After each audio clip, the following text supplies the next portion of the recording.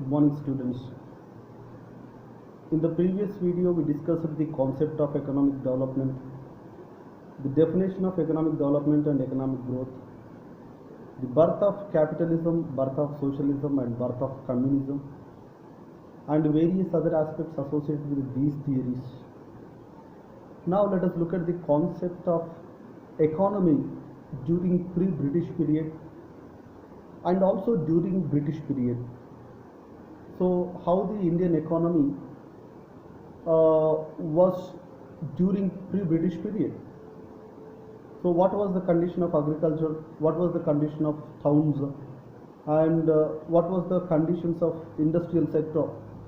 So what was the condition of handicraft sector, so during pre-British period, so before Britishers entered in India. During the pre-British period, that is during the mid-18th century, the conditions of Indian economy was not at all satisfactory. Just after the death of Aurangzeb in 1707, the central power at Delhi was so weak, and it led to the situation of gradual disintegration of the political administration. And the writings of Dr. Francis Bacon and Professor Gadgil and Charles Macfarlane and all these their writings made available information on Indian economy during pre-British period, and they said the Indian economy during the pre-British period consisted of backward, isolated and self-sustaining villages on the one hand. On the other hand, there were a number of towns which were the seats of administration, pilgrimage and commerce and crafts. During the British period, the mode of transportation and communication system was totally backward, underdeveloped and insufficient. Under such situation, the size of market was so small. So during pre-British period, we can find self-sufficient villages, self-sufficiency in villages. So the self-sufficient village based on agriculture carried on with the primitive methods of agriculture.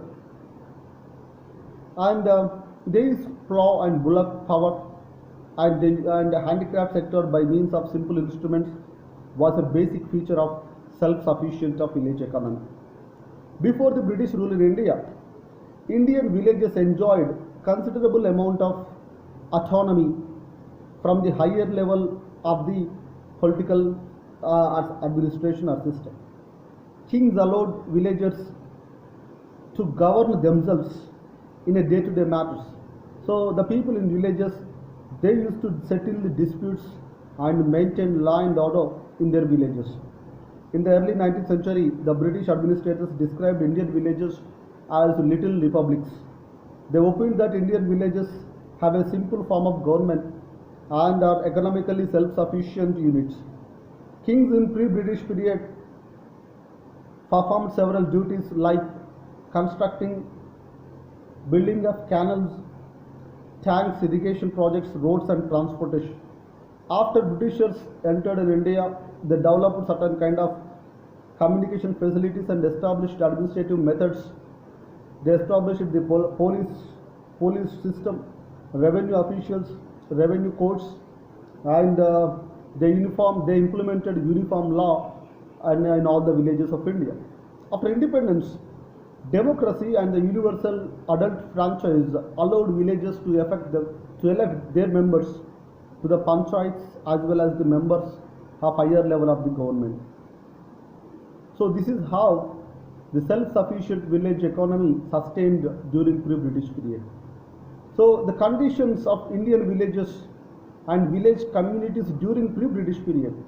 During the pre-British period, the village community was composed of different groups based on simple division of labor. There were farmers who cultivated land and tended cattle. Other groups of people such as weavers, goldsmiths, potters, washermen, carpenters, cobblers, oil pressers, and barber, surgeons, etc. All the occupations were hereditary. These various groups of people were getting their remuneration either in the form of crops during the harvesting period against the services they rendered. The Indian villages were functioning independently as most of food articles and raw materials produced within the villages were there were either consumed or purchased by the village communities itself. There are mostly three distinct kinds of people, three distinct classes during the pre-British period. The first one, the agriculturists, they are called landlords, landowners, land owning and tenants. The second point, the village artisans and menials. The third one, the village officials like headman, watchman, accountant, preacher and school teacher. The condition of agriculture during pre-British period, the condition of agriculture during what was not at all satisfactory. During pre-British period, agriculture was the main livelihood of India. The economic condition of India during pre-British period was mainly based on agriculture, but it was so painful. The farmers had to pay the high rate of taxes imposed by the administrators, and that exploited many of the farmers during pre-British period. During those days, Indian rulers had constructed and maintained some irrigation projects, but those works were very much insufficient as compared to the requirement. The important crops that the farmers used to rice, wheat, bajra, jowar and minor cereals along with the commercial crops, jute, raw cotton, groundnut, tobacco, etc. In those days, the agricultural implements were mostly primitive and simple, which included wooden plough, iron sickle, a leather bag for drawing water, etc. The prices and wages during the pre-British period. The prices of food grains used to fluctuate widely between different places.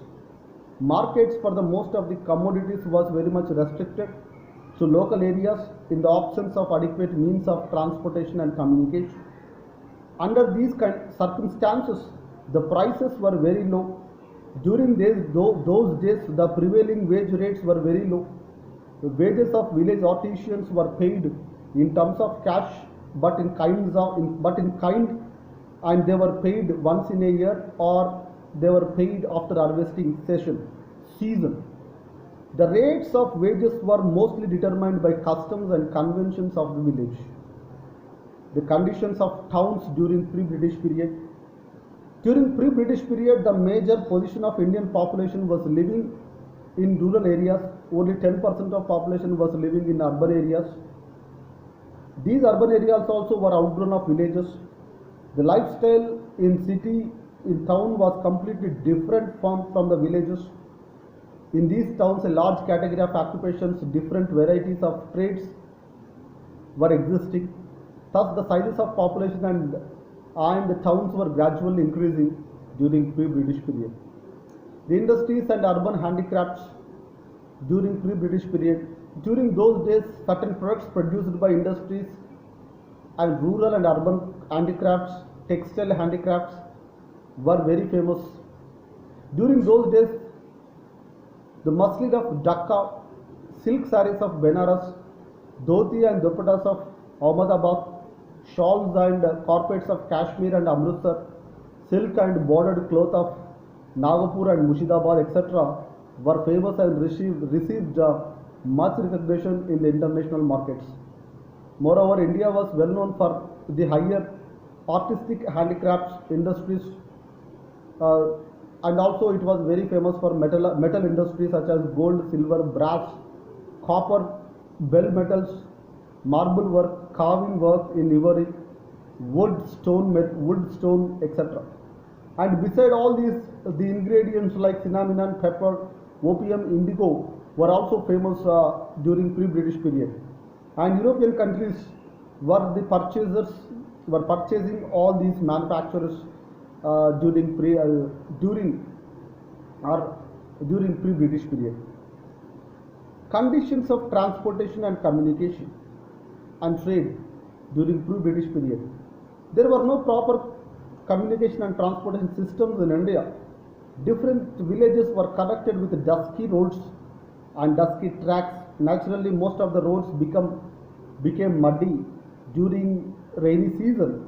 Heavy rainfalls and floods used to disturb the village transportation system, And in respect of water transportation, only some of the North Indian rivers were navigable, and though some of the navigable, and the wooden boats were used to were used for carrying passengers. Bullock carts and pack animals, standard modes. They were considered as standard modes of transportation. Thus, the transportation system as well as market conditions of India were not at all satisfactory during pre-British period. We'll discuss the conditions Indian economy during British period in the next video. Thank you.